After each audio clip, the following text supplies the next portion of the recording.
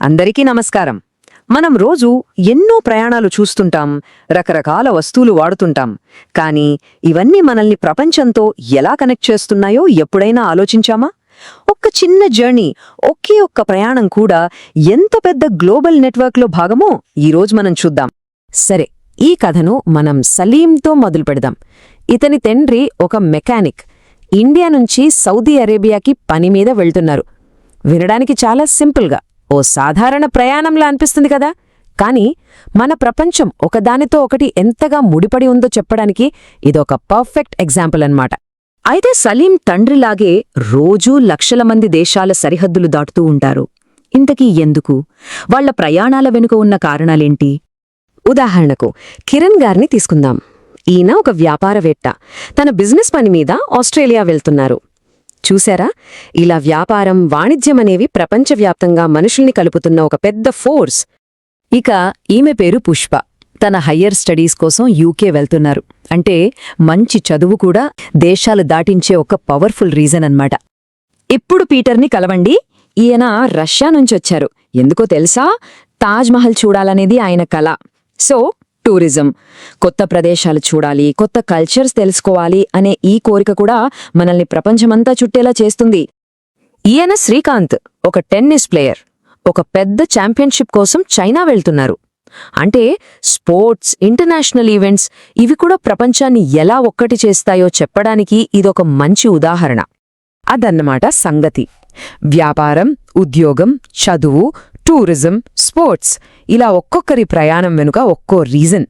ఇవన్నీ కలిసే మన ప్రపంచాన్ని ఎప్పుడూ కదులుతూ ఉండేలా, ఎప్పుడూ కనెక్టెడ్గా ఉండేలా చేస్తున్నాయి. సరే, ఇంతమంది మనుషులు, ఇన్ని వస్తువులు ఒకచోట నుంచి ఇంకో చోటుకి ఎలా వెళుతున్నాయి? ప్రపంచవ్యాప్తంగా ఈ మూవ్మెంట్ ఎలా సాధ్యమవుతోంది? దీని వెనుక ఉన్న ఆ అద్భుతమైన సిస్టమ్ ఏంకో ఇప్పుడు చూద్దాం. ప్రధానంగా 2 మార్గాలున్నాయి. ఒకటి గాల్లో వేగంగా వెళ్లే విమానాలు, రెండోది సముద్రం మీద నెమ్మదిగా ప్రయాణించే ఓడలు. ఫాస్ట్గా వెళ్లాలంటే విమానం, ఖర్చు తక్కువ అవ్వాలంటే ఓడా. సింపుల్. అయితే ఈ ప్రయాణాలు చేసేది కేవలం మనుషులు మాత్రమే కాదు. ఇంకేమున్నాయంటారా? వస్తువులు. అవును, మనం వాడే వస్తువులు కూడా మనతో పాటే ప్రపంచమంతా తిరుగుతూనే ఉంటాయి. చూడండి, ఇలాంటి పెద్ద పెద్ద కార్గో విమానాలు చాలా విలువైన లేదా అర్జెంటుగా చేరవేయాల్సిన వస్తువుల్ని ఆకాశ మార్గాన తీసుకెళ్తాయి. ఇవి గ్లోబల్ సప్లై చైన్లో చాలా చాలా ఇంపార్టెంట్ రోల్ ప్లే చేస్తాయి. కానీ అసలు గ్లోబల్ ట్రేడ్కి బ్యాక్బోన్ లాంటివేవైనా ఉన్నాయంటే అవి ఈ భారీ కంటైనర్ షిప్లే. ఒక్కసారి ఆలోచించండి, ఇవి ఎంత పెద్దగా ఉంటాయంటే ఊహకందని స్థాయిలో వస్తువుల్ని ఒకేసారి మోసుకెళ్తాయి. అందుకే మనకు కావలసినవన్నీ అందుబాటులో ఉంటున్నాయి. ఓడరేవులకి, ఎయిర్పోర్ట్లకి వస్తువులు చేరిన తర్వాత అక్కడితో పని అయిపోలేదు. అక్కడ్నుంచి ఇలాంటి పొడవాటి గూడ్స్ రైళ్లు, ట్రక్కులు ఆ సరుకుని మన ఊర్లకు, మన సిటీలకు తీసుకొస్తాయి. లాజిస్టిక్స్ చైన్లో ఇవి చివరివి అయినా చాలా కీలకమైన లింక్స్ అన్నమాట. సరే, ఈ వస్తువుల జర్నీ ఫైనల్గా మన ఇంటికి ఎలా చేరుకుంటుందో తెలుసుకుందామా? ఈ కథని మనం మన కిచెన్ నుంచి స్టార్ట్ చేద్దాం. ఒక్క చిన్న ప్రశ్న, మనం తినే పండ్లు ఎక్కడి నుంచి వస్తున్నాయో ఎప్పుడైనా ఆలోచించామా? సింపుల్ క్వశ్చన్లా అనిపించినా ఈ ఒక్క ప్రశ్న మనల్ని ఇంపోర్ట్స్, ఎక్స్పోర్ట్స్ అనే పెద్ద ప్రపంచంలోకి తీసుకెళ్తుంది. ఈ ఇంపోర్ట్స్, ఎక్స్పోర్ట్స్ అంటే ఏంటో చాలా సింపుల్గా చెప్తాను. ఎక్స్పోర్ట్ అంటే ఎగుమతి. మన దేశంలో ఎక్కువగా ఉన్న వస్తువుల్ని వేరే దేశాలకు పంపించడం. ఇక ఇంపోర్ట్ అంటే దిగుమతి.